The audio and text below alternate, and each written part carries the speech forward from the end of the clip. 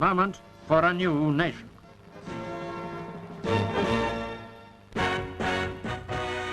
In spite of industrial disputes which have led to price increases in a number of cases, British manufacturers have introduced some exciting new models for the 1970 Motor Show. Ever-increasing costs both in Britain and on the continent are tending to discourage new ideas in engineering unless they provide greater efficiency or a financial saving. Trends this year include sweeping improvements in suspension, interior ventilation and safety factors. Britain's certainly come up with some polished products.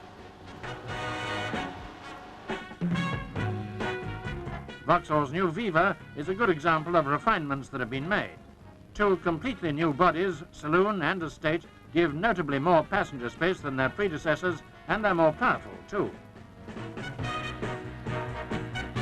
Each of the 7 new Vivas incorporate a special safety hydraulic braking system and numerous other features to protect passengers in the event of accident. The coil spring suspension gives a smoother ride over rough ground. The makers say many of the refinements are directly due to special testing of the vehicles on their new 700-acre proving ground. The new Viva range certainly made a splash at the show, and so did the young women, but some firms decided to concentrate more on the vital statistics of their products. As usual, the show attracted thousands of visitors from all over the world. This year's attendance may well beat the record.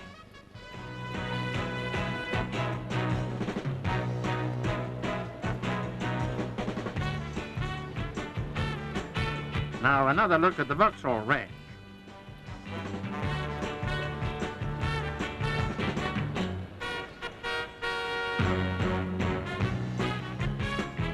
Triumph have replaced their 1300 model in the light car market with the rear-drive front-engine Toledo, a compact, well-balanced family saloon at a realistic price. And contending with the Viva for the title of the most improved car of the year, the latest Austin Maxi.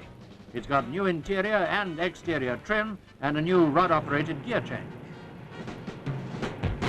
Another from Triumph, the Stag. This high-quality tourer, announced earlier this year, is powered by a new 3-litre V8 engine. There's a long waiting list for this one. Plenty of demand, too, for the beautifully styled Triumph GT6 Sports. Ford's big news, of course, is the Cortina, now available in 35 different versions.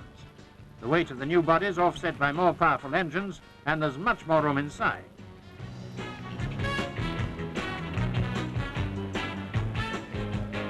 Perhaps the most interesting new British product is the versatile Range Rover. The cross-country abilities of this remarkable vehicle have to be experienced to be believed. On ordinary roads, it has all the comfort and performance of the high-quality Rover saloons.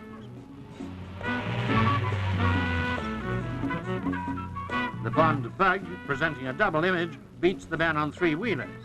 The makers also decided to incorporate a few Bug Bunnies just for the show. For sheer luxury, the Rolls-Royce Silver Cloud. Bobby Moore, who opened this 55th International Motor Show, reckons this car's really on the ball.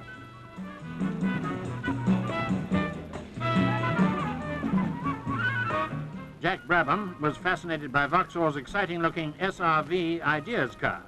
It's a far-sighted look by the company's styling department into the design and layout of cars of the future, but it's not in production and can only be seen at Earls Court. Today, all British manufacturers must look to the future.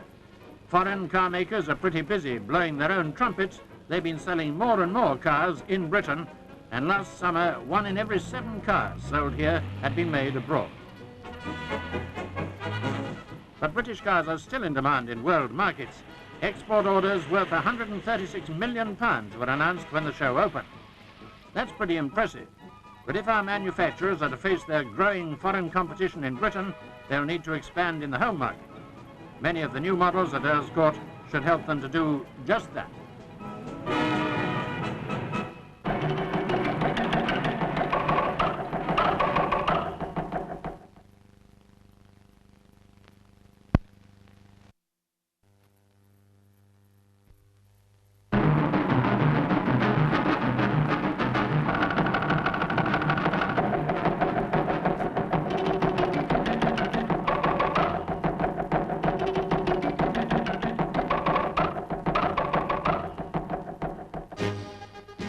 steel yacht and a man of steel at the start of a voyage of endeavour.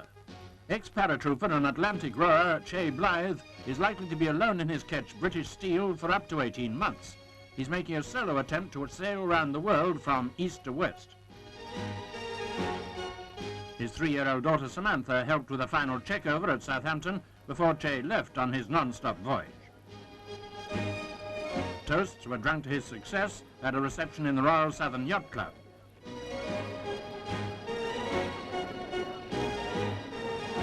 "30-year-old Che of Hoyk may well travel 40,000 miles on the trip, tacking against winds and currents. The owners of the yacht, the British Steel Corporation, have promised he can keep the 30,000-pound vessel when he makes it." Among his stores were surprise packages from his wife, Maureen, for his birthday and Christmas. He even took a tinned haggis to celebrate Burns Night. We join the sailors of the Solent in wishing Che a happy landing. All the latest construction techniques have gone into the 2¼ mile